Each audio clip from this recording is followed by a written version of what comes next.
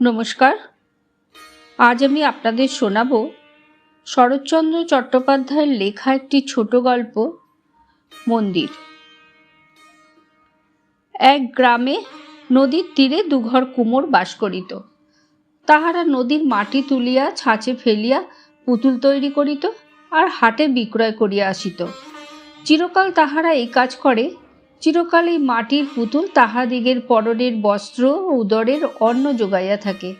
মেয়েরা কাজ করে, জল তুলে রাধিয়া স্বামীকে পুত্রকে খাওয়ায় এবং নিবানো ভগ্নস্তূপের ভিতর হইতে পোড়া পুতুল বাহির করিয়া আঁচল দিয়া ঝাড়িয়া চিত্রিত হইবার জন্য পুরুষদের হাতের কাছে আগাইয়া দেয়। শক্তিনাথ এই কুম্ভকার পরিবারের মধ্যে আসিয়া স্থান গ্রহণ করিয়াছিল। রোগক্লিষ্ট ক্ষীণ দেহ এই ব্রাহ্মণ কুমার তাহার বন্ধুবান্ধব, খেলাধুলা, লেখাপড়া সব ছাড়িয়া দিয়া এই মাটির পুতুলের পানে অকস্মাৎ একদিন ঝুঁকিয়া পড়িল। সে বাঁশের ছুরি ধুইয়া দিত, ছাঁচের ভিতর হইতে পরিষ্কার করিয়া মাটি চাছিয়া ফেলিত এবং উৎকণ্ঠিত ও অসন্তুষ্ট চিত্তে পুতুলের চিত্রাঙ্কন কার্য কেমন অসাবধানতার সহিত সমাধা হইতেছে তাহাই দেখিত। কালি দিয়া পুতুলের ভ্রু, চক্ষু, ওষ্ঠ প্রভৃতি লিখিত হইত। কোনোটার ভ্রু মোটা, কোনোটার আধখানা, কাহারও বা ওষ্ঠের নিচে কালির আঁচল লাগিয়া থাকিত। শক্তিনাথ অধীর ঔৎসুক্যে আবেদন করিত, সরকার দাদা, অমন তাচ্ছিল্য করে আঁকছ কেন? সরকার দাদা অর্থাৎ কারিগর সস্নেহে হাসিয়া জবাব দিত, বামন ঠাকুর, ভালো করে আঁকতে গেলে বেশি দাম লাগে, অত কে দেবে বলো? 1 পয়সার পুতুল তো আর 4 পয়সায় বিকোবে না। এই সহজ কথাটার অনেক আলোচনা করিয়াও শক্তিনাথ আধখানা মাত্র বুঝিয়াছিল। 1 পয়সার পুতুল ঠিক পয়সায় বিকাইবে, তাহার ভ্রু থাকুক আধখানা ভ্রু নাই থাকুক, 2 চক্ষু সমান অসমান যাহাই হোক, সেই 1 পয়সা। মিছামিছি কে এত পরিশ্রম করিবে? পুতুল কিনিবে বালক, 2 দণ্ড তাহাকে আদর করিবে, শোয়াইবে, বসাইবে, কোলে করিবে, তারপর ভাঙিয়া ফেলিয়া দিবে, এই তো। শক্তিনাথ বাটি হইতে সকালবেলা যে মুড়ি মুড়কি কাপড়ে বাঁধিয়া আনিয়াছিল তার ভুক্তাবশিষ্ট এখনো বাঁধা আছে। তাহাই খুলিয়া অতিশয় অন্যমনস্কভাবে চিবাইতে চিবাইতে, ছড়াইতে ছড়াইতে সে তাহাদের জীর্ণ বাটির প্রাঙ্গণে আসিয়া দাঁড়াইল। বাটিতে কেহ নাই। ভগ্ন স্বাস্থ্য বৃদ্ধ পিতা জমিদার বাটিতে মদনমোহন ঠাকুরের পূজা করিতে গিয়াছেন। ভিজা আলো চাল, কলা, মূলা প্রভৃতি উৎসর্গীকৃত নৈবেদ্য বাঁধিয়া আনিবেন, তাহারপর পাক করিয়া পুত্রকে খাওয়াইবেন, নিজেও খাইবেন। বাড়ির উঠান কুতফুল, করবী ফুল ও শেফালি ফুল গাছে পূর্ণ। গৃহলক্ষ্মীহীন বাটিটার সর্বত্রই জঙ্গল, কিছুতে শৃঙ্খলা নাই, কাহারও পারিপাট্য নাই। বৃদ্ধ ভট্টাচার্য মধুসূদন কোনরূপে দিনপাত করেন। শক্তিনাথ ফুল পাড়িয়া, ডাল নাড়িয়া, পাতা ছিঁড়িয়া উঠানময় অন্যমনস্কভাবে ঘুরিয়া বেড়াইতে লাগিল। প্রতিদিন সকালবেলা শক্তিনাথ কুমোর বাড়ি যায়। আজকাল সে পুতুলে রং দিবার অধিকার পাইয়াছে। তাহার সরকার দাদা সযত্নে সবচেয়ে ভালো পুতুলটা তাহাকে বাছিয়া দিয়া বলে, নাও দাদা ঠাকুর, তুমি চিত্তির করো। দাদা ঠাকুর একবেলা ধরিয়া একটি পুতুল চিত্রিত করে, হয়তো খুব ভালোই হয়, তবু 1 পয়সার বেশি দাম ওঠে না। সরকার দাদা কিন্তু বাটি আসিয়া বলে, বামন ঠাকুরের চিত্রি করা পুতুলটি 2 পয়সায় বিকিয়েছে। শুনিয়া শক্তিনাথের আর আনন্দ ধরে না। এ গ্রামের জমিদার কায়স্থ, দেবদ্বিজে তাহার বাড়াবাড়ি ভক্তি। গৃহদেবতা নিকষ নির্মিত মদনমোহন বিগ্রহ, পার্শ্বে সুবর্ণরঞ্জিত শ্রীরাধা, অত্যুচ্ছ মন্দিরে রৌপ্য সিংহাসনে তাহারাই প্রতিষ্ঠিত। বৃন্দাবন লীলার কত অপরূপ চিত্র মন্দির গাত্রে সংলগ্ন। উপরে কিংখাপের চন্দ্রাতপ, তাহাতে শত শাখার ঝাড় দুলিতেছে। এক পার্শ্বে মর্মর বেদির উপর উপকরণ সজ্জিত এবং নিত্য নিবেদিত পুষ্পচন্দনের ঘন সৌরভে মন্দিরাভ্যন্তর সমাচ্ছন্ন। বুঝি স্বর্গসুখ ও সৌন্দর্যের কথা স্মরণ করাইয়া দিতে এই পুষ্প ও গন্ধ পূজার প্রথম উপাচার হইয়া আছে, এবং তাহারই সুকোমল সুরভি বায়ুর স্তরে স্তরে সঞ্চিত হইয়া মন্দির বায়ুকে নিবিড় করিয়া রাখিয়াছে। অনেক দিনের কথা বলিতেছি। জমিদার রাজনারায়ণ বাবু যখন পৌরত্বের সীমায় পা দিয়া প্রথম বুঝিলেন যে এ জীবনের ছায়া ক্রমশ দীর্ঘ ও অস্পষ্ট হয়ে আসিতেছে, যেদিন সর্বপ্রথম বুঝিলেন যে এ জমিদারি ও ধন ঐশ্বর্য ভোগের মেয়াদ প্রতিদিন কমিয়া আসিতেছে, প্রথম যেদিন মন্দিরের একপার্শ্বে দাঁড়াইয়া চোখ দিয়া অনুতাপশ্রু বিগলিত হইয়াছিল, আমি সেই দিনের কথা বলিতেছি। তখন তাহার একমাত্র কন্যা অপর্ণা 5 বৎসরের বালিকা। পিতার পায়ের কাছে দাঁড়াইয়া একমনে সে দেখিত মধুসূদন ভট্টাচার্য চন্দন দিয়া কালো পুতুলটি চর্চিত করিতেছেন, ফুল দিয়া সিংহাসন বেষ্টন করিতেছেন, এবং তাহারই স্নিগ্ধ গন্ধ আশীর্বাদের মতো যেন তাহাকে স্পর্শ করিয়া ফিরিতেছে। সেই দিন হইতে প্রতিদিনই এই বালিকা সন্ধ্যার পর পিতার সহিত ঠাকুরের আরতি দেখিতে আসিত, এবং এই মঙ্গল উৎসবের মধ্যে অকারণে বিভোর হইয়া চাহিয়া থাকিত। ক্রমে অপর্ণা বড় হইতে লাগিল। হিন্দুর মেয়ে ঈশ্বরের ধারণা যেমন করিয়া হৃদয়ঙ্গম করে, সেও তাহাই করিতে লাগিল, এবং পিতার নিতান্ত আদরের সামগ্রী এই মন্দিরটি যে তাহারও বক্ষ শোণিতের মতো, একথা সে তাহার সমস্ত কর্ম ও খেলাধুলার মধ্যেও প্রমাণ করিতে বসিল। সমস্ত দিন এই মন্দিরের কাছাকাছি থাকিত, এবং একটি শুষ্ক তৃণ বা একটি শুষ্ক ফলও সে মন্দিরের ভিতর পড়িয়া থাকা সহ্য করিতে পারিত না। এক ফোঁটা জল পড়িলে সে সযত্নে আঁচল দিয়া তাহা মুছিয়া লইত। রাজনারায়ণবাবুর দেবনিষ্ঠা লোকে বাড়াবাড়ি মনে করিত, কিন্তু অপর্ণার দেবসেবা পরায়ণতা সে সীমাও অতিক্রম করিতে উদ্যত হইল। সাবেক পুষ্পপাত্রে আর ফুল আটে না, একটা বড় আসিয়াছে। চন্দনের পুরাতন বাটিটা বদলাইয়া দেওয়া হইয়াছে। ভোজ্য ও নৈবেদ্যের বরাদ্দ ঢের বাড়িয়া গিয়াছে। এমনকি নিত্যনূতন ও নানাবিধ পুজোর আয়োজন ও তাহার নিখুঁত বন্দোবস্তের মাঝে পড়িয়া বৃদ্ধ পুরোহিত পর্যন্ত শশব্যস্ত হইয়া উঠিলেন। জমিদার রাজনারায়ণবাবু এসব দেখিয়া শুনিয়া ভক্তি স্নেহে গাঢ় স্বরে কহিতেন, ঠাকুর আমার ঘরে তার নিজের সেবার জন্য লক্ষ্মীকে পাঠাইয়া দিয়াছেন, তোমরা কেহ কিছু বলিও না। যথাসময়ে অপর্ণার বিবাহ হইয়া গেল। মন্দির ছাড়িয়া এইবার যে তাহাকে অন্যত্র যাইতে হইবে, এই আশঙ্কায় তাহার মুখের হাসি অসময়ে শুকাইয়া গেল। দিন দেখানো হইতেছে তাহাকে শ্বশুরবাড়ি যাইতে হইবে। পরিপূর্ণ বিদ্যুৎ বুকে চাপিয়া বর্ষার ঘনকৃষ্ণ মেঘখণ্ড যেমন অবরুদ্ধ গৌরবের গুরুভারে স্থির হইয়া কিছুক্ষণ আকাশের গায়ে বর্ষণভাবে দাঁড়াইয়া থাকে, তেমনি স্থির হইয়া একদিন অপর্ণা শুনিল যে সেই দেখানো দিন আজ আসিয়াছে। সে পিতার নিকট গিয়া কহিল, বাবা, আমি ঠাকুর সেবার যে বন্দোবস্ত করিয়া গেলাম, তাহার যেন অন্যথা না হয়। বৃদ্ধ পিতা কাঁদিয়া ফেলিলেন। তাই তো মা, না, অন্যথা কিছুই হবে না। অপর্ণা নিঃশব্দে চলিয়া আসিল। তাহার মা নাই, সে কাঁদিতে পারিল না। বৃদ্ধ পিতার দুচোখ ভরা জল, সে রোধ করিবে কি করিয়া? তাহার পর যোদ্ধা যেমন করিয়া তাহার ব্যথিত ক্রন্দনমুখ বীর হৃদয় পৌরুষ শুষ্ক হাসিতে চাপা দিয়া তাড়াতাড়ি অশ্বে আরোহণপূর্বক চলিয়া যায়, তেমনি করিয়া অপর্ণা শিবিকারোহণে গ্রাম ত্যাগ করিয়া অজানা কর্তব্যের শাসন মাথা পাতিয়া লইয়া চলিয়া গেল।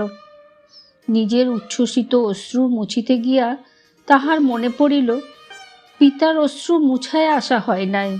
তাহার নিজের হৃদয় কাঁদিয়া কাঁদিয়া ক্রমাগত তাহার কাছে যেন কত নালিশ করিতে লাগিল।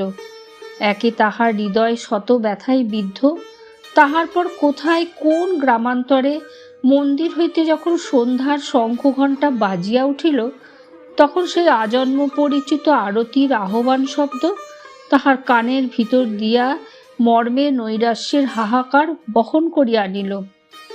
ছটফট করিয়া অপর্ণা শিবিকার দ্বার উন্মোচন করিয়া ফেলিল এবং সন্ধ্যার অন্ধকারের ভিতর দিয়া দেখিতে লাগিল এবং ছায়ানিবিড় একটা উচ্চ দেবদারু শিখায় একটা পরিচিত মন্দিরের সমুন্নত চূড়া কল্পনা করিয়া সে উচ্ছ্বসিত আবেগে কাঁদিয়া উঠিল। তাহার শ্বশুরবাটির একজন দাসী পিছনে চলিয়া আসিতেছিল। সে তাড়াতাড়ি কাছে আসিয়া কহিল, ছি বৌমা, অমন করে কি কাঁদতে আছে মা? শ্বশুর ঘর কে না করে? অপর্ণা দুই হাতে মুখ চাপিয়া রোদন নিবারণ করিয়া পালকির কবাট বন্ধ করিয়া দিল। ঠিক সেই সময়টিতেই মন্দিরের ভিতর দাঁড়াইয়া পিতা রাজনারায়ণ মদনমোহন ঠাকুরের পার্শ্বে ধূপধুনার ধূমে ও চক্ষু জলে অস্পষ্ট একখানি দেবী মূর্তির অনিন্দ সুন্দর মুখে প্রিয়তমা দুহিতার মুখচ্ছবি নিরীক্ষণ করিতেছিলেন। অপর্ণা স্বামী গৃহে, সেথায় তাহার ইচ্ছাহীন স্বামী সম্ভাষণের ভিতর এতটুকু আবেগ, এতটুকু চাঞ্চল্য প্রকাশ পাইল না। প্রথম প্রণয়ে স্নিগ্ধ সংকোচ, মিলনের সলজ্জ উত্তেজনা কিছুই তাহার ম্লান চোখ দুটির পূর্বদীপ্তি ফিরাইয়া আনিল না। প্রথম হইতেই স্বামী ও স্ত্রী দুইজনেই যেন পরস্পরের কাছে কোন দুর্বোধ্য অপরাধে অপরাধী হইয়া রহিল এবং তাহারই ক্ষুব্ধ বেদনা কুলপ্লাবিনী উচ্ছ্বসিতা তটিনীর ন্যায় একটা দুর্লঙ্ঘ ব্যবধান নির্মাণ করিয়া বহিয়া যাইতে লাগিল। একদিন অনেক রাত্রে অমরনাথ ধীরে ধীরে ডাকিয়া কহিল, অপর্ণা, তোমার এখানে থাকতে কি ভালো লাগে না? অপর্ণা জাগিয়াছিল, বলিল, না। বাপের বাড়ি যাবে? যাব। কাল যেতে চাও? চাই। ক্ষুব্ধ অমরনাথ জবাব শুনিয়া অবাক হইয়া গেল। কিছুক্ষণ চুপ করিয়া থাকিয়া বলিল, আর যদি যাওয়া না হয়? অপর্ণা কহিল, তাহলে যেমন আছি তেমনি থাকব। আবার কিছুক্ষণ দুজনেই চুপ করিয়া থাকিল। অমরনাথ ডাকিল, অপর্ণা। অপর্ণা অন্যমনস্কভাবে বলিল, কি? আমাকে কি তোমার কোনো প্রয়োজন নাই? অপর্ণা গায়ের কাপড় চোপড় সর্বাঙ্গে বেশ করিয়া টানিয়া দিয়া স্বচ্ছন্দে শুইয়া বলিল, ওসব কথায় বড় ঝগড়া হয়, ওসব বলো না। ঝগড়া হয় কি করে জানলে? জানি, আমাদের বাপের বাড়িতে মেজদা ও মেজ বউ এই নিয়ে নিত্য কলহ করে। আমার ঝগড়া কলহ ভালো লাগে না। শুনিয়া অমরনাথ উত্তেজিত হইয়া উঠিল। অন্ধকারে হাত রাইয়া সে যেন এই কথাটাই এতদিন খুঁজিতেছিল। হঠাৎ আজ যেন তাহা হাতে ঠেকিল, বলিয়া উঠিল, এসো অপর্ণা, আমরাও ঝগড়া করি। এমন করে থাকার চেয়ে ঝগড়া কলহ ঢের ভালো। অপর্ণা স্থিরভাবে কহিল, ছি, ঝগড়া কেন করতে যাবে? তুমি ঘুমোও। তাহার পর অপর্ণা ঘুমাইল কি জাগিয়া রহিল, সমস্ত রাত্রি জাগিয়া থাকিয়াও অমরনাথ বুঝিতে পারিল না। প্রত্যুষে উঠিয়া সন্ধ্যা পর্যন্ত সমস্ত দিন অপর্ণার কাজ কর্ম ও জপে তপে কাটিয়া যায়। এতটুকু রঙ্গরস বা কৌতুকের মধ্যে সে প্রবেশ করে না। দেখিয়া তার সমবয়সীরা বিদ্রূপ করিয়া কত কি বলে। ননদেরা গোসাই ঠাকুর বলিয়া পরিহাস করে। তথাপি সে দলে মিশিতে পারিল না। কেবলই তাহার মনে হইতে লাগিল দিনগুলি মিছা কাটিয়া যাইতেছে, আর এই অলক্ষ্য আকর্ষণে তাহার প্রতি শোণিত বিন্দু সেই পিতৃ প্রতিষ্ঠিত মন্দির অভিমুখে ছুটিয়া যাইবার জন্য পূর্ণিমার উদ্বেলিত সিন্ধু বাড়ির মতো হৃদয়ের কূলে উপকূলে অহরহ আছড়াইয়া পড়িতেছে। তাহার সংযম কিসে হইবে? ঘরকন্যার কাজে না ছোটোখাটো হাস্য পরিহাসে? ক্ষুব্ধ অসুস্থ চিত্ত তাহার এই যে বিপুল ভ্রান্তি মাথায় করিয়া আপনা আপনি পাক খাইয়া মরিতেছে, তাহার নিকট স্বামীর আদর ও স্নেহ, পরিজনবর্গের প্রীতি সম্ভাষণ ঘেঁষিবে কি করিয়া? কি করিয়া সে বুঝিবে কুমারীর দেব সেবা দ্বারা নারীত্বের কর্তব্যের সবটুকু পরিসর পরিপূর্ণ করা যায় না? অমরনাথের বুঝিবার ভুল। সে উপহার লইয়া স্ত্রীর কাছে আসিয়াছে। বেলা তখন ৯টা-১০টা। স্নানান্তে অপর্ণা পূজা করিয়া যাইতেছিল। গলার স্বর যতটা সম্ভব মধুর করিয়া অমর কহিল, অপর্ণা, তোমার জন্য কিছু উপহার এনেছি, দয়া করে নেবে কি? অপর্ণা হাসিয়া বলিল, নেব বই কি। অমরনাথ আকাশের চাঁদ হাতে পাইল। আনন্দে শৌখিন রুমালে বাঁধা একটা বাক্সর ডালা খুলিতে বসিল। ডালার উপরে অপর্ণার নাম সোনার জলে লেখা। এখন একবার সে অপর্ণার মুখখানি দেখিবার জন্য তাহার মুখের দিকে চাহিল, কিন্তু দেখিল মানুষ কাচের নকল চোখ পড়িয়া যেমন করিয়া চাহে তেমনি করিয়া অপর্ণা তাহার পানে চাহিয়া আছে। দেখিয়া তাহার সমস্ত উৎসাহ এক নিমেষে নিভিয়া গিয়া যেন অর্থহীন এক ফোঁটা শুষ্ক হাসির মাঝে আপনাকে লুকাইয়া ফেলিতে চাহিল। লজ্জায় মরিয়া গিয়াও সে বাক্সের ডালা খুলিয়া গোটা কত কুন্তলিনের শিশি আরও কি কি বাহির করিতে উদ্যত হইল। অপর্ণা বাধা দিয়া কহিল, এনেছ কি আমার জন্য? অমরনাথের হইয়া আর কে যেন জবাব দিল, হ্যাঁ, তোমার জন্যেই এনেছি। দেলখোষগুলো। অপর্ণা জিজ্ঞাসা করিল, বাক্সটাও কি আমাকে দিলে? নিশ্চয়ই। তবে আর কেন মিছে সব বের করবে? বাক্সতেই থাক। তা থাক, তুমি ব্যবহার করবে তো? অকস্মাৎ অপর্ণা ভুরু কুঞ্চিত করিল। সমস্ত দুনিয়ার সহিত লড়াই করিয়া তাহার ক্ষত বিক্ষত হৃদয় পরাস্ত হইয়া বৈরাগ্য গ্রহণপূর্বক নিভৃতে চুপ করিয়া বসিয়াছিল। সহসা তাহার গায়ে এই স্নেহের অনুরোধ কুৎসিত বিদ্রূপের আঘাত করিল। চঞ্চল হইয়া সে তৎক্ষণাৎ প্রতিঘাত করিল, বলিল, নষ্ট হবে না, রেখে দাও। আমি ছাড়াও আরও অনেকে ব্যবহার করতে জানে। এবং উত্তরের জন্য অপেক্ষা মাত্র না করিয়া অপর্ণা পূজার ঘরে গিয়া প্রবেশ করিল। আর অমরনাথ বিহলের মতো সেই প্রত্যাখ্যাত উপহারের উপর হস্ত রাখিয়া সেইভাবে বসিয়া রহিল। প্রথমে সে সহস্রবার মনে মনে আপনাকে নির্বোধ বলিয়া তিরস্কার করিল। বহুক্ষণ পরে সে দীর্ঘশ্বাস ফেলিয়া বলিল, অপর্ণা পাষাণী। তাহার চোখ জলে ভাসিয়া আসিল। সেইখানে বসিয়া একভাবে ক্রমাগত চক্ষু মুছিতে লাগিল। অপর্ণা তাহাকে যদি সুস্পষ্ট ভাষায় প্রত্যাখ্যান করিত, তাহা হইলে কথাটা অন্যরূপ দাঁড়াইতে পারিত। সে যে প্রত্যাখ্যান না করিয়াও প্রত্যাখ্যানের সবটুকু জ্বালা তাহার গায়ে মাখাইয়া দিয়া গিয়াছে, ইহার প্রতিকার সে কি করিয়া করিবে? অপর্ণাকে তাহার পূজার আসন হইতে টানিয়া আনিয়া তাহারই সম্মুখে তাহার উপেক্ষিত উপহারটা নিজেই লাথি মারিয়া ভাঙিয়া ফেলিবে এবং সর্বসমক্ষে ভীষণ প্রতিজ্ঞা করিবে যে সে তাহার আর মুখ দেখিবে না। সে কি করিবে, কত কি বলিবে, কোথায় নিরুদ্দেশ হইয়া চলিয়া যাইবে, হয়তো ছাই মাখিয়া সন্ন্যাসী হইবে, হয়তো অপর্ণার কোনো দারুণ দুর্দিনের দিনে অকস্মাৎ কোথাও হইতে আসিয়া তাহাকে রক্ষা করিবে। এমনি সম্ভব অসম্ভব কত রকম উত্তর প্রত্যুত্তর, বাদ প্রতিবাদ তাহার অপমান পীড়িত মস্তিষ্কের ভিতর অধীরতার আলোড়ন সৃষ্টি করিতে লাগিল। ফলে কিন্তু সে তেমনি বসিয়া রহিল এবং তেমনি কাঁদিতে লাগিল। কিন্তু কিছুতেই তাহার এই আগাগোড়া বিশৃঙ্খল সংকল্পের সুদীর্ঘ তালিকা সম্পূর্ণ হইয়া উঠিল না। তাহার পর 2 দিন 2 রাত্রি গত হইয়াছে। অমরনাথ ঘরে শুইতে আসে নাই। মা জানিতে পারিয়া বধূকে ডাকিয়া ঈষৎ ভর্ৎসনা করিলেন। পুত্রকে ডাকিয়া বুঝাইয়া বলিলেন, দিদি শাশুড়ি এই সূত্রে একটু রঙ্গ করিয়া লইলেন। এমনি 7-5 ব্যাপারটা লঘু হইয়া গেল। রাত্রে অপর্ণা স্বামীর নিকট ক্ষমা ভিক্ষা চাহিল।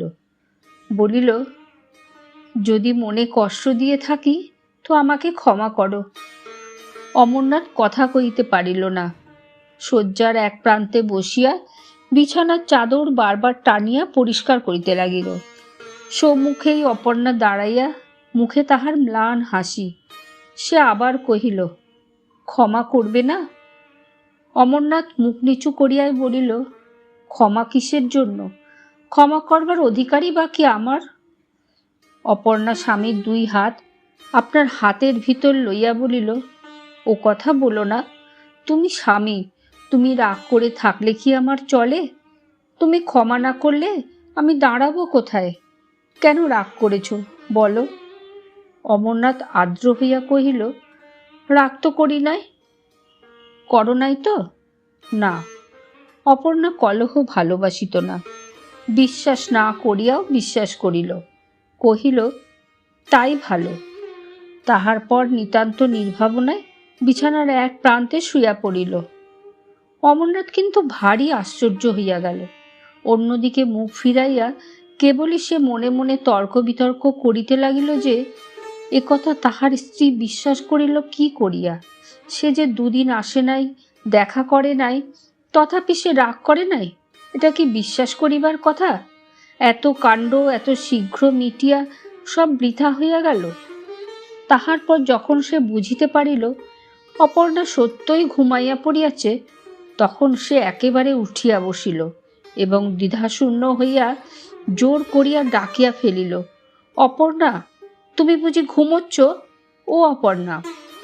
অপর্ণা জাগিয়া উঠিল, বলিল, ডাকছ? হ্যাঁ, কাল আমি কলকাতায় যাব। কই, সে কথা তো আগে শুনি নাই। এত শীঘ্র তোমার কলেজের ছুটি ফুরলো? আরও দুদিন থাকতে পারো না? না, আর থাকা হয় না। অপর্ণা একটু ভাবিয়া জিজ্ঞাসা করিল, তুমি কি আমার উপর রাগ করে যাচ্ছ?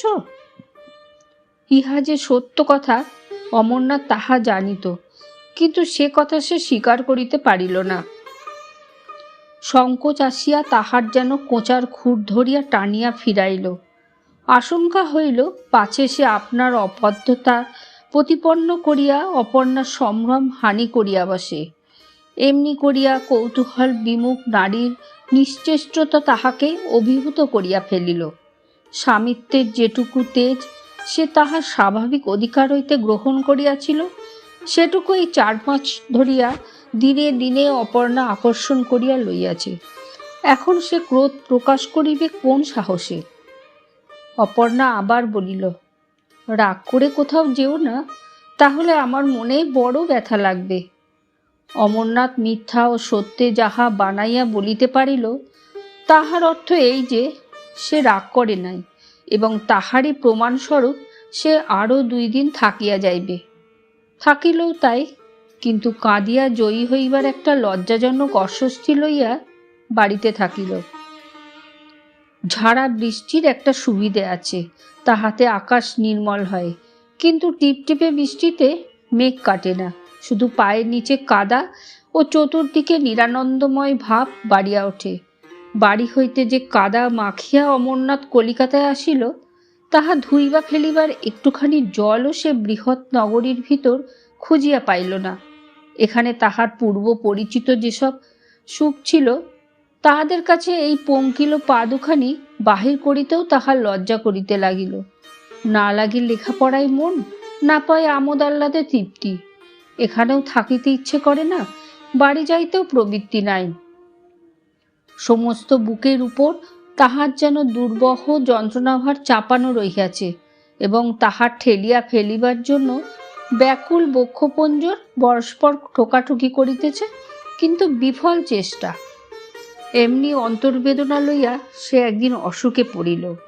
সংবাদ পাইয়া পিতামাতা ছুটিয়া আসিলেন, কিন্তু অপর্ণাকে সঙ্গে আনিলেন না। অমরনাথ যে ঠিক এমনটি আশা করিয়াছিল তাহা নয়, তবু দমিয়া গেল। অসুখ উত্তরোত্তর বাড়িতে লাগিল।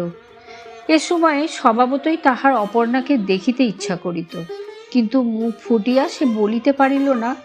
পিতামাতাও তাহা বুঝিলেন না, কেবল ঔষধ পথ্য আর ডাক্তার বৈদ্য।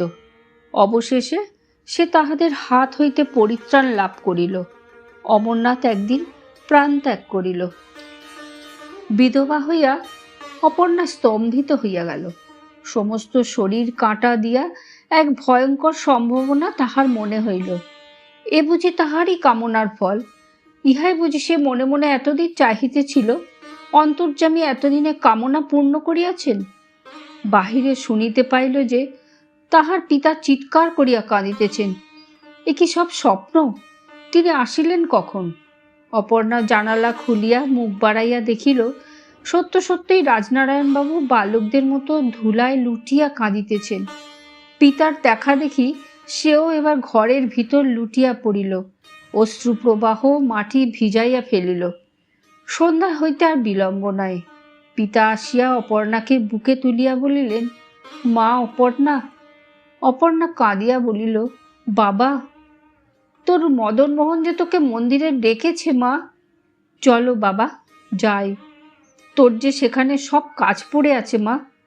চলো বাবা, বাড়ি যাই। চলো মা, চলো। পিতা স্নেহে মস্তক চুম্বন করিলেন, বুক দিয়া সর্বদুঃখ মুছিয়া লইলেন এবং তাহার পর কন্যার হাত ধরিয়া পরদিন বাটি আসিয়া উপস্থিত হইলেন। অঙ্গুলি দিয়া দেখাইয়া কহিলেন, ওই মা তোমার মন্দির, ওই তোমার মদনমোহন। নিরাভরণা অপর্ণার বৈধব্যবেশে তাহাকে আর একরকম দেখিতে হইল, যেন এই সাদা বস্ত্র ও রুক্ষ কেশে তাহাকে অধিক মানাইল। সে তাহার পিতার কথা ভারী বিশ্বাস করিল, ভাবিল দেবতার আহ্বানেই সে ফিরিয়া আসিয়াছে। ঠাকুরের মুখে যেন তাই হাসি, মন্দিরে যেন তাই শতগুণ সৌরভ, নিজে যেন সে এ পৃথিবীর অনেক উচ্চে, এইরূপ মনে হইল। যে স্বামী নিজের মরণ দিয়া তাহাকে পৃথিবীর এত উচ্চে রাখিয়া গিয়েছেন, সেই মৃত স্বামীর উদ্দেশ্যে শতবার প্রণাম করিয়া অপর্ণা তাহার অক্ষয় স্বর্গ কামনা করিল। শক্তিনাথ এক মনে ঠাকুর গড়িতেছিল। পূজা করার চেয়ে ঠাকুর তৈরি করিতে সে অধিক ভালোবাসিত। কেমন রূপ, কেমন নাক কান চোখ হইবে, কোন রং বেশি মানাইবে, এই তাহার আলোচ্য বিষয়। কি দিয়া তাহার পূজা করিতে হয়, কি মন্ত্রে জপ করিতে হয়, এসব ছোট বিষয়ে তাহার লক্ষ্য ছিল না। দেবতার সম্পর্কে সে আপনাকে আপনি প্রমোশন দিয়া সেবকের স্থান হইতে পিতার স্থানে উঠিয়া আসিয়াছিল। তবু তাহার পিতা তাহাকে আদেশ করিলেন, শক্তিনাথ, আজ আমার জ্বর বেড়েছে, জমিদার বাটিতে গিয়ে তুমি পুজো করে এসো। শক্তিনাথ বলিল, এখন ঠাকুর গড়ছি। বৃদ্ধ অসমর্থ পিতা রাগ করিয়া বলিলেন, ছেলেখেলা এখন থাক বাবা, কাজ সেরে এসো। পূজার মন্ত্র আবৃত্তি করিতে করিতে তাহার মোটেই ইচ্ছা হইল না, তবু উঠিতে হইল। পিতার আদেশে স্নান করিয়া চাদর ও গামছা কাঁধে ফেলিয়া দেব মন্দিরে আসিয়া দাঁড়াইল। ইহার পূর্বেও সে কয়েকবার এই মন্দিরে পুজো করিতে আসিয়াছে, কিন্তু এমন কাণ্ড কখনো দেখে নাই।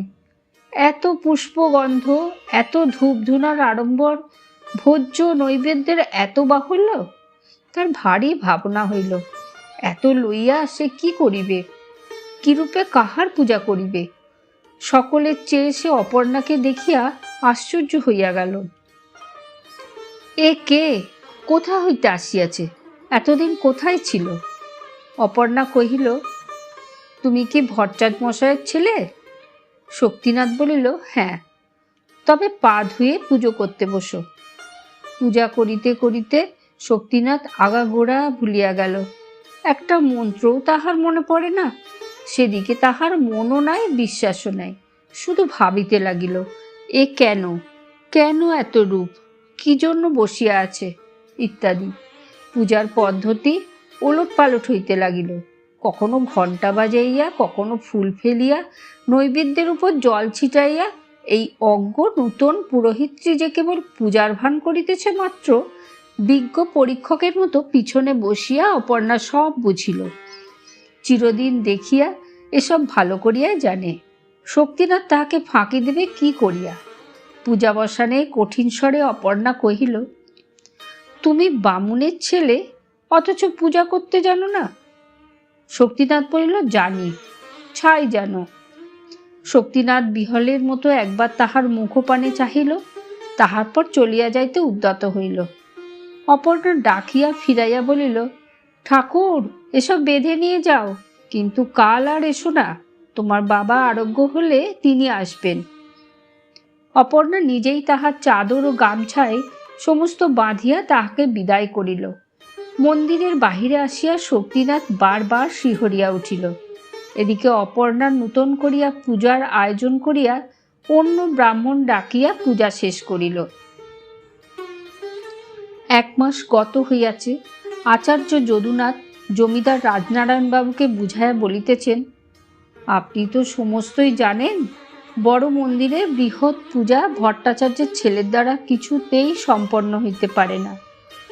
রাজনারায়ণবাবু সায় দিয়া বলিলেন, অনেকদিন হলো অপর্ণাও ঠিক এই কথাই বলেছিল। আচার্য মুখমণ্ডল আরও গম্ভীর করিয়া কহিলেন, তা তো হবেই, তিনি হলেন সাক্ষাৎ লক্ষ্মী স্বরূপা, তার কি কিছু অগোচর আছে? জমিদার বাবুরও ঠিক এই বিশ্বাস। আচার্য কহিতে লাগিলেন, পূজা আমি করি আর যেই করুন, ভালো লোক চাই। মধু ভট্টাচার্য যতদিন বেঁচে ছিলেন তিনিই পূজা করেছেন, এখন তার পুত্রেরই পৌরোহিত্য করা উচিত। কিন্তু সেটা তো মানুষ নয়, কেবল পট আঁকতে পারে, পুতুল গড়তে জানে, পূজা অর্চনার কিছুই জানে না। রাজনারায়ণবাবু অনুমতি দিলেন, পূজা আপনি করবেন, তবে অপর্ণাকে একবার জিজ্ঞেস করে দেখব। পিতার নিকট একথা শুনিয়া অপর্ণা মাথা নাড়িয়া বলিল, তাও কি হয়? বামুনের ছেলে, নিরাশ্রয়, কোথায় তাকে বিদায় করব? যেমন জানে তেমনই পূজা করবে, ঠাকুর তাতেই সন্তুষ্ট হবেন। কন্যার কথায় পিতার চৈতন্য হইল। এতটা আমি ভেবে দেখি নাই। মা, তোমার মন্দির, তোমার পূজা, তোমার যা ইচ্ছা তাই করো, যাকে ইচ্ছা ভার দিও। এই কথা বলিয়া পিতা প্রস্থান করিলেন। অপর্ণা শক্তিনাথকে ডাকিয়া আনিয়া পূজার ভার দিল। বকুনি খাইয়া অবধি সে আর এদিকে আসে নাই। মধ্যে তাহার পিতার মৃত্যু হইয়াছে, সে নিজেও রুগ্ন। শুষ্ক মুখে তাহার শোক দুঃখের চিহ্ন দেখিয়া অপর্ণার মায়া হইল। কহিল, তুমি পূজা করো, যা জানো তাই করো, তাতেই ঠাকুর তৃপ্ত হবেন। এমন স্নেহের স্বর শুনিয়া তাহার সাহস হইল। সাবধান হইয়া মন দিয়া পূজা করিতে বসিল। পূজা শেষ হইলে অপর্ণা নিজের হাতে সে যাহা খাইতে পারে বাঁধিয়া দিয়া বলিল, বেশ পূজা করেছ। বামুন ঠাকুর, তুমি কি হাতে রেঁধে খাও? কোনোদিন রাঁধি, কোনোদিন যেদিন জ্বর হয় সেদিন আর রাঁধতে পারি না। তোমার কি কেউ নাই? না। শক্তিনাথ চলিয়া গেলে অপর্ণা তাহার উদ্দেশ্যে বলিল, আহা, দেবতার কাছে যুক্ত করে তাহার হইয়া প্রার্থনা করিল, ঠাকুর ইহার পূজায় তুমি সন্তুষ্ট হইও, ছেলে মানুষের দোষ অপরাধ লইও না। সেই দিন হইতে প্রতিদিন অপর্ণা দাসী দ্বারা সংবাদ লইত, সে কি খায়, কি করে, কি তাহার প্রয়োজন। নিরাশ্রয় ব্রাহ্মণ কুমারটিকে সে তাহার অজ্ঞাতসারে আশ্রয় দিয়া তাহার সমস্ত ভার স্বেচ্ছায় মাথায় তুলিয়া লইল, এবং সেদিন হইতেই এই কিশোর ও কিশোরী তাহাদের ভক্তি, স্নেহ, ভুল ভ্রান্তি সব এক করিয়া এই মন্দিরটিকে আশ্রয়পূর্বক জীবনের বাকি কাজগুলিকে পর করিয়া দিল। শক্তিনাথ পূজা করে, অপর্ণা দেখাইয়া দেয়। শক্তিনাথ স্তব পাঠ করে, অপর্ণা মনে মনে তাহার সহজ অর্থ দেবতাকে বুঝাইয়া দেয়। শক্তিনাথ গন্ধ পুষ্প হাত দিয়া তুলিয়া লয়, অপর্ণা অঙ্গুলি দিয়া দেখাইয়া বলে, বামুন ঠাকুর, আজ এমনি করে সিংহাসন সাজাও দেখি। বেশ দেখাবে। এমনি করিয়া এই বৃহৎ মন্দিরের বৃহৎ কাজ চলিতে লাগিল। দেখিয়া শুনিয়া আচার্য কহিলেন, ছেলে খেলা হচ্ছে। বৃদ্ধ রাজনারায়ণ বলিলেন, যা করে হোক মেয়েটা নিজের অবস্থা ভুলে থাকলেই বাঁচি।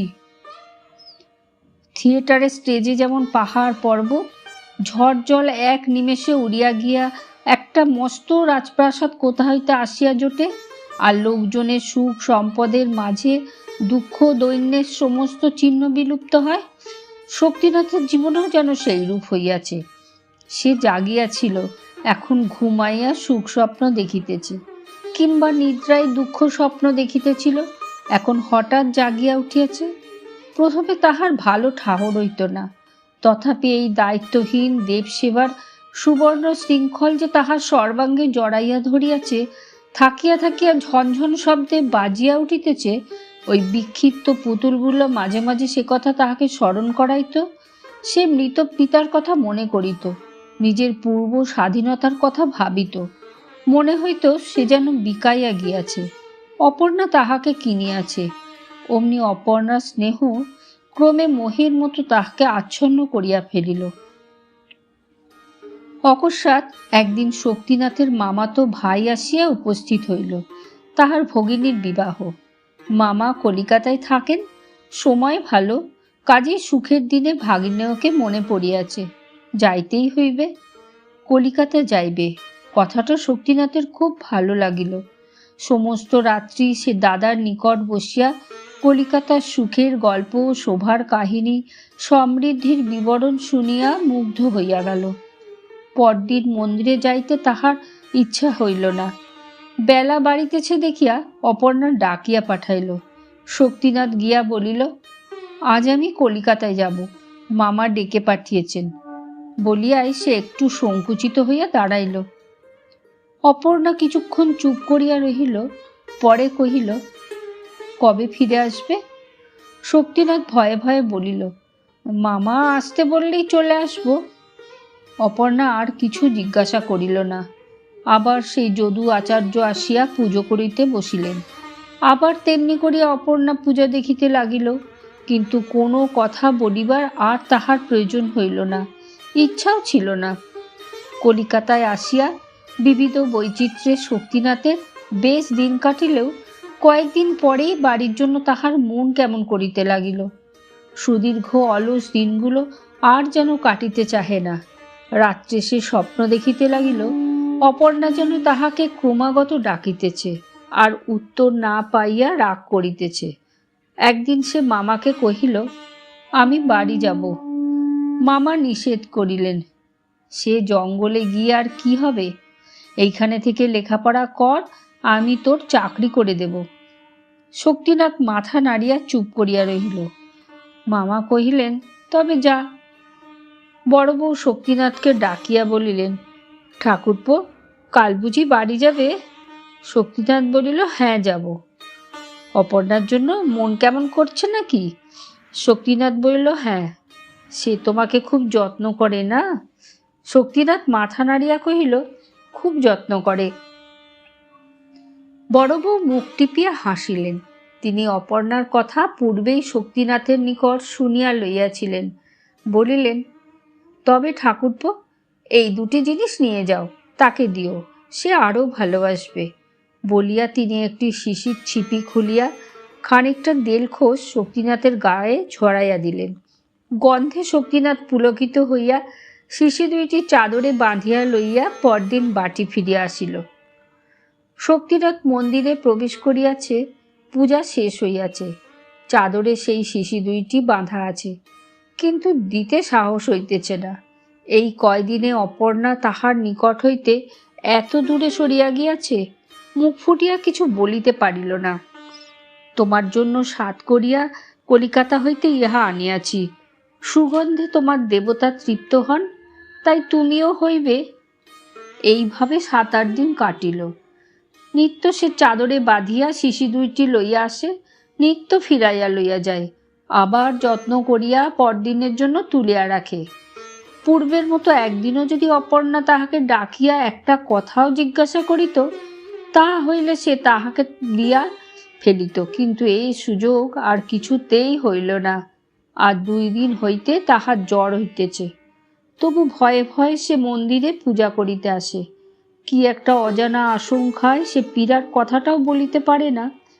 অপর্ণা কিন্তু সংবাদ লইয়া জানিত যে 2 দিন হইতে শক্তিনাথ কিছুই খায় নাই, অথচ পূজা করিতে আসিতেছে। অপর্ণা জিজ্ঞাসা করিল, ঠাকুর, তুমি 2 দিন হতে কিছু খাও নাই কেন? শক্তিনাথ শুষ্ক মুখে কহিল, আমার রাত্রে রোজ জ্বর হয়। জ্বর হয়? তবে স্নান করে পূজা করতে আসো কেন? একথা বলো নাই কেন? শক্তিনাথের চোখে জল আসিল। মুহূর্তে সব কথা ভুলিয়া গিয়া সে চাদর খুলিয়া শিশি দুইটি বাহির করিয়া বলিল, তোমার জন্য এনেছি। আমার জন্য? হ্যাঁ, তুমি গন্ধ ভালোবাসো না? উষ্ণ দুধ যেমন একটুখানি আগুনে তাপ পাইবা মাত্র টকবক করিয়া ফুটিয়া ওঠে, অপর্ণার সর্বাঙ্গের রক্ত তেমনি করিয়া ফুটিয়া উঠিল। শিশি দুইটি দেখিয়াই সে চিনিয়াছিল। গম্ভীর স্বরে বলিল, দাও। হাতে লইয়া অপর্ণা মন্দিরের বাহিরে, যেখানে পুজো করা শুষ্ক ফুল পড়িয়া থাকে, সেখানে শিশি দুইটি নিক্ষেপ করিল। আতঙ্কে শক্তিনাথের বুকের রক্ত জমাট বাঁধিয়া গেল। কঠিন স্বরে অপর্ণা কহিল, বামুন ঠাকুর, তোমার মনে এত? আর তুমি আমার সামনে এসো না, মন্দিরের ছায়াও মারিও না। অপর্ণা চম্পা আঙ্গুলি ধরিয়া বহির্দেশ দেখাইয়া বলিল, যাও, আজ 3 দিন হইল শক্তিনাথ গিয়াছে। আবার যদু আচার্য পুজো করিতে বসিয়াছেন। আবার ম্লান মুখে অপর্ণা চাহিয়া দেখিতেছে, এ যেন কাহার পূজা কে আসিয়া শেষ করিতেছে। পূজা সাঙ্গ করিয়া নৈবেদ্যের রাশি গামছায় বাঁধিতে বাঁধিতে আচার্যমশাই নিঃশ্বাস ফেলিয়া বলিলেন, ছেলেটা বিনা চিকিৎসায় মারা গেল। আচার্যের মুখপানে চাহিয়া অপর্ণা জিজ্ঞাসা করিল, কে মারা গেল? তুমি বুঝি শোনো নাই? কয়েকদিনের জ্বরে শক্তিনাথ, ওই মধু ভট্টাচার্যের ছেলে, আজ সকালবেলা মারা পড়েছে। অপর্ণা তবুও তাহার মুখপানে চাহিয়া রইল। আচার্য দ্বারের বাহিরে আসিয়া বলিলেন, পাপের ফলে আজকাল মৃত্যু হচ্ছে, দেবতার সঙ্গে কি তামাশা চলে মা? আচার্য চলিয়া গেলেন।